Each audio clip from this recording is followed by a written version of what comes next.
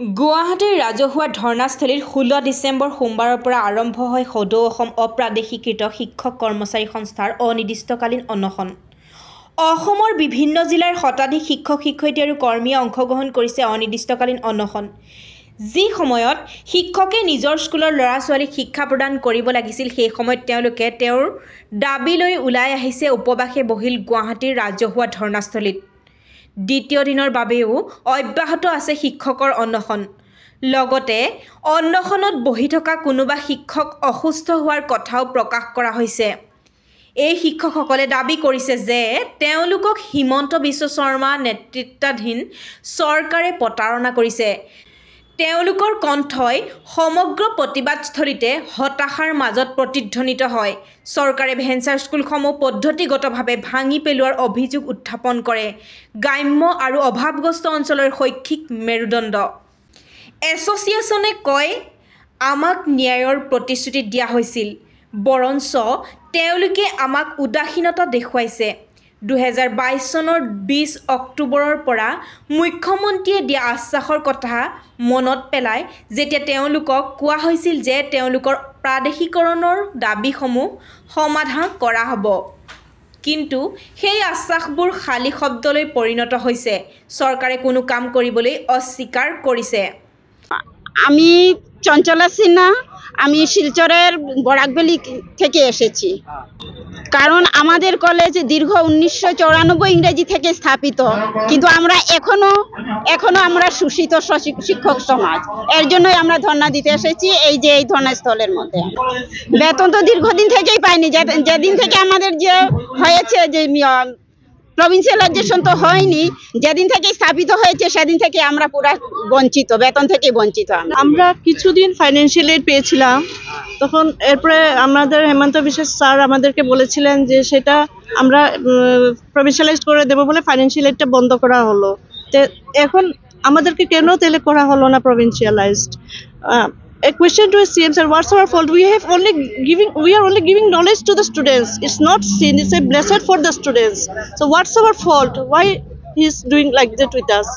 কষ্ট করে চলছে, দেখি কষ্ট করেই চলছে, প্লাস শুধু স্টুডেন্ট এনরোলমেন্ট নিয়ে আমরা চলতেছি এখন বর্তমানে। আমাদের অনেক প্রচুর স্টুডেন্টস আছে, এইবারও second year students more than 200. Enrollment is okay, but I don't know why it's happening to all the institutions. আমরা দেখছি যে আমাদের ছেলেমেয়েদেরকে একটা ভালো কিছু পড়াতে চাচ্ছি, পারছি না। আমরা টাকার চিন্তা সবার আগে করছি। একটা কিছু পুজো আসুক, কোনো অকেশন আসুক, আমরা সবার আগে চিন্তা করি যে আমাদের তো বেতন পাচ্ছি না, আমরা পিছিয়ে থাকি। অনেক দিন ধরে আমরা অপেক্ষা করছি যে স্যার একটু হলো আমাদেরকে কিছু একটা হয়তো করে দেবে, কিন্তু আজ পর্যন্ত এখন পর্যন্ত একটা কিছু মানে স্যারের কোনো ইয়ে নাই যে আমাদেরকে একটু কিছু একটা করুক। আমি স্যারকে জাস্ট একটাই question to our CM sir, I want to know from you what's our fault? We are only giving knowledge to the students, a blessed for the students. ওইটাই আমি একটা স্যারকে বলবো। আমি 2000 থেকে করতেছি, এখন আমাদের 24 বছর হয়ে গেছে। আমার রিটায়ার মাত্র 3-4 বছর আছে, এখনো কিন্তু আমরা বঞ্চিত। শুধু এটার জন্যই আমরা চাই যাতে কলেজগুলো যাতে প্রভিন্সিয়ালাইজেশন হোক, এটা আমাদের সরকারের কাছে নিবেদন। শিক্ষকসকলৰ অনিৰ্দিষ্টকালীন অনশন কেৱল প্ৰতিবাদ নহয়, বৰঞ্চ জীয়াই থকাৰ যুঁজ। তেওঁলোকৰ দাবী স্পষ্ট, মুখ্যমন্ত্ৰীৰ সৈতে তাৎক্ষণিক আলোচনা আৰু প্ৰাদেশিকৰণৰ বাবে ৰোডমেপ। এছ'চিয়েশ্যনে চৰকাৰক সকীয়াই দিছে, যদিহে তেওঁলোকৰ দাবীক আওকাণ কৰা হয় তেন্তে প্ৰতিবাদ আৰু অধিক তীব্ৰতৰ হ'ব। সদৌ অসম অপ্ৰাদেশিকৃত শিক্ষক সন্থাৰ সভাপতি হৰমোহন বৰাই কয় যে বহুদিন ধৰি আমি প্ৰাদেশিকবাসীৰ শিক্ষাৰ বাবে প্ৰাদেশিকতাবাদৰ বাবে যুঁজ দি আহিছোঁ। আমিও ধৰ্ণাৰ বাবে দিল্লীলৈ গৈছিলোঁ। সদৌ অসম অপ্ৰাদেশিকৃত শিক্ষক কৰ্মচাৰী সংস্থা আমি প্ৰায় 2319খন শিক্ষানুষ্ঠান আৰু 13 চনত বঞ্চিত আৰু 21 চনত বঞ্চিত, মানে প্ৰাদেশিকৰণৰ পৰা বঞ্চিত। প্ৰায় সৰ্বমুঠ মিলি আমি 19,527 গৰাকী শিক্ষক কৰ্মচাৰীয়ে দীৰ্ঘদিন ধৰি আমাৰ যি ন্যায্য দাবী প্ৰাদেশিকৰণ, এই প্ৰাদেশিকৰণৰ কাৰণে আমি আন্দোলন, ধৰ্ণা, প্ৰতিবাদী এই কাৰ্যসূচীবিলাক লৈ আহিছোঁ। সমান্তৰালভাৱে কিন্তু চৰকাৰৰ লগত আমি আলোচনাও কৰি আহিছোঁ। আলোচনাবিলাক হৈছে, কিন্তু আলোচনাবিলাক প্ৰথম পৰ্যায়ত আমি মুখ্যমন্ত্ৰী মহোদয়ৰ লগত আমাৰ আলোচনা হৈছিল 2022 চনৰ 20 অক্টোবৰত। তেখেতৰ আলোচনাৰ সময়ত তেখেতে আমাৰ আচলতে এই শিক্ষকসকলক মাজৰ পৰা প্ৰায় 400 শিক্ষকক আত্মহত্যা কৰিবলৈ বাধ্য কৰা। তেখেতে আমাৰ পৰা এটা নক্সা বিচাৰিছিল, আমি এই নক্সাটো দিছিলোঁ আৰু নক্সাটো দিয়াৰ পিছত তেখেতে কৈছিল যে আমাক মাতি আমাৰ লগত আলোচনা কৰি এটা চূড়ান্ত কাৰ্যকৰী ব্যৱস্থা বা চূড়ান্ত সিদ্ধান্ত এটা ল'ব। এই কথাটো কোৱাৰ পৰা আজি 2 বছৰ হ'ল। এই 2 বছৰে মাননীয় মুখ্যমন্ত্ৰী মহোদয়ে আমাৰ এই বিষয়বস্তুটোৰ পৰা নিৰ্দিষ্ট দূৰত অৱস্থান কৰি আছে। কিন্তু এতিয়া আমি ভাবিছোঁ আচলতে সেইটো নহয়, আচলতে তেওঁৰ এই কথাটো কৈ আমাক এটা আমাৰ লগত আলোচনা কৰি আমাক এটা ললিপপ দি আমাৰ শিক্ষকখিনিক তাৰমানে এবছৰ বা 2 বছৰ আমি বহুৱাই থৈ দিলে, যাতে আমি আন্দোলন নকৰোঁ, প্ৰতিবাদ নকৰোঁ আৰু এনেকৈ আমি অৱসৰ লৈ আমাৰ জীৱনবিলাক শেষ হৈ যাম।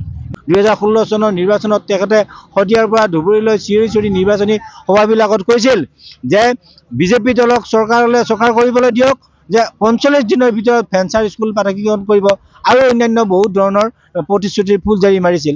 এতিয়া এই প্ৰতিশ্ৰুতিবিলাক আচলতে প্ৰতিশ্ৰুতি নাছিল নেকি? সকলোবিলাক মাননীয় মুখ্যমন্ত্ৰী মহোদয়ৰ নেতৃত্বত হৈছে।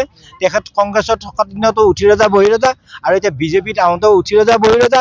তেখেতৰ নেতৃত্বতে আমাক বঞ্চিত কৰা হৈছে, আমাৰ ল'ৰা ছোৱালীবিলাকৰ জীৱন কোঙা হৈছে, ভৱিষ্যত ধ্বংস হৈছে। আমি উপযুক্ত শিক্ষা দিব পৰা নাই একমাত্ৰ তেখেতৰ কাৰণে, আৰু তেখেতক আমি সমূহীয়াভাৱে আমি অভিশাপ দিম। তেখেতৰ যাতে আমাৰ যেনেকুৱা হৈছে পৰিয়াল ধ্বংস হৈছে, আমাৰ পৰিয়াল আমাৰ ল'ৰা ছোৱালী যেনেকৈ ধ্বংস হৈ গৈছে তেখেতৰ কাৰণে, আমিও তেখেতক আমি অভিশাপ দিম।